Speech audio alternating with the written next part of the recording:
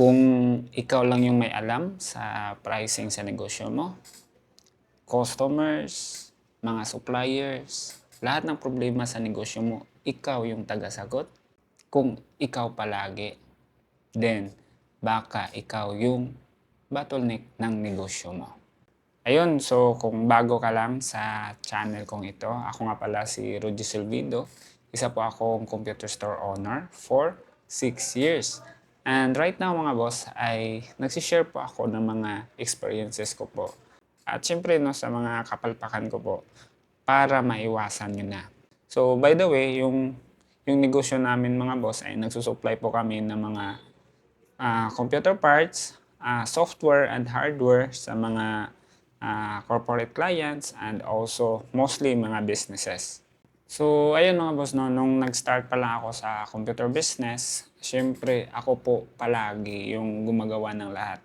So from deliveries, answering inquiries, customer service, sales, purchasing, accounting. So ako po gumagawa niya lahat. And I know sa most of you right now na nakikinig sa video na to ay so of course as a startup tayo po palagi yung gumagawa ng lahat.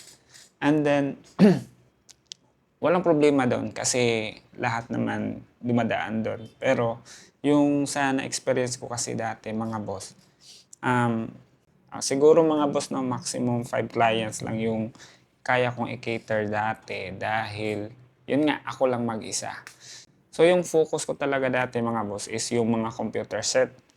Ayun, so imagine yung mga boss every time na meron akong order ay it will take siguro 2 to 4 hours para makomplete ko yung item kasi i-deliver ko pa doon sa bahay ng customer and then isi-set up ko pa. So marami po siyang i-install ng mga software, meron po mga antivirus, OS, and etc. And then sometimes mga boss no ay nadidelay siya dahil even though brand new yung mga binibenta ko, pero hindi talaga natin maiiwasan na merong mga problems, no? So, most of the time, meron po tayong nararanasan na troubleshooting doon mismo sa bahay ng customer. And dahil doon mga boss, doon ko na-feel na parang ang kunti lang talaga ng kaya kong i-serve na mga customer. So, yun yung isa sa pinpoint ko dati at palagi kong pinoproblema dahil ang dami ko pong kliyente dati na naka-line up and then hindi ko sila ma-serve dahil ako lang mag-isa.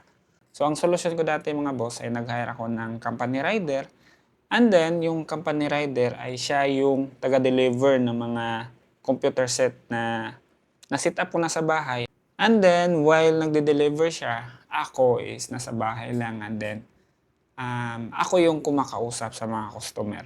So, malaki po yung time na na-save ko dahil doon na strategy mga boss. Dahil imagine mo, instead na ako yung nagde-deliver doon, ma-traffic ka pa and then minsan no, sobrang layo ng customer. So, instead na ako yung gagawa nun, yung gumagawa nun is yung company rider namin.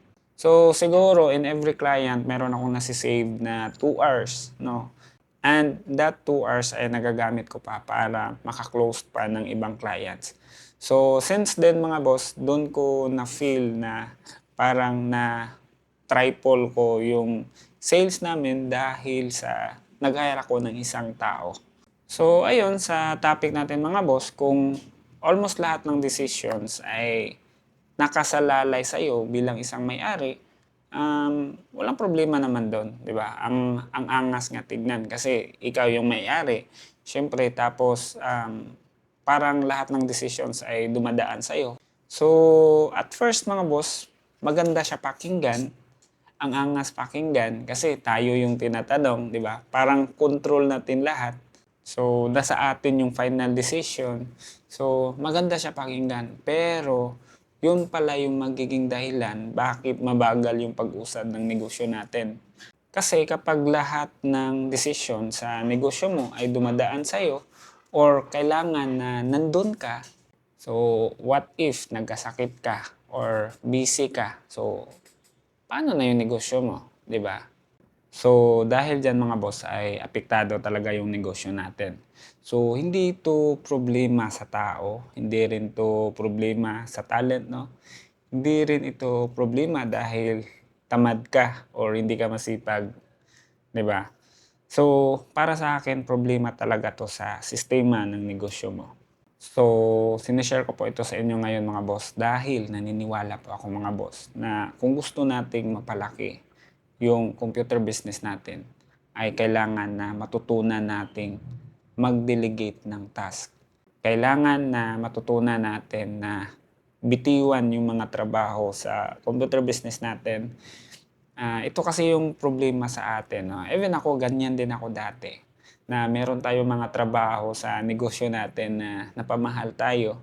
And then, parang ang hirap nating bitiwan dyan. Ito lang mga boss ha, kailangan talaga natin na bitiwan yung mga trabaho na yan. Dahil meron pa tayong ibang trabaho na dapat nating tatrabahuin. Kasi mga boss, ang kalaban natin dito, mga boss, ikaw as business owner, kapag ikaw palagi yung decision maker sa loob ng negosyo mo, kapag dumadaan lahat sa'yo, kapag lahat ng problema sa negosyo mo, example, merong problema sa customer, ikaw yung hinahanap para ma-fix yung problem na yon.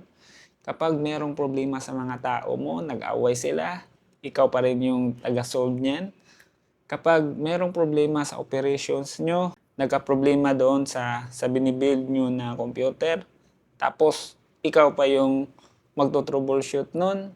Kapag merong problema sa mga deliveries, sasama ka pa doon para mag-deliver ng mga item nyo. Kapag ikaw palagi yung gumagawa niyan sa negosyo mo, sure ako mga boss na mapapagod ka talaga. And sure ako mga boss na mabuburn out ka in the future. And because of that, yan yung isa sa dahilan bakit pa unti-unting nalulugi yung negosyo mo.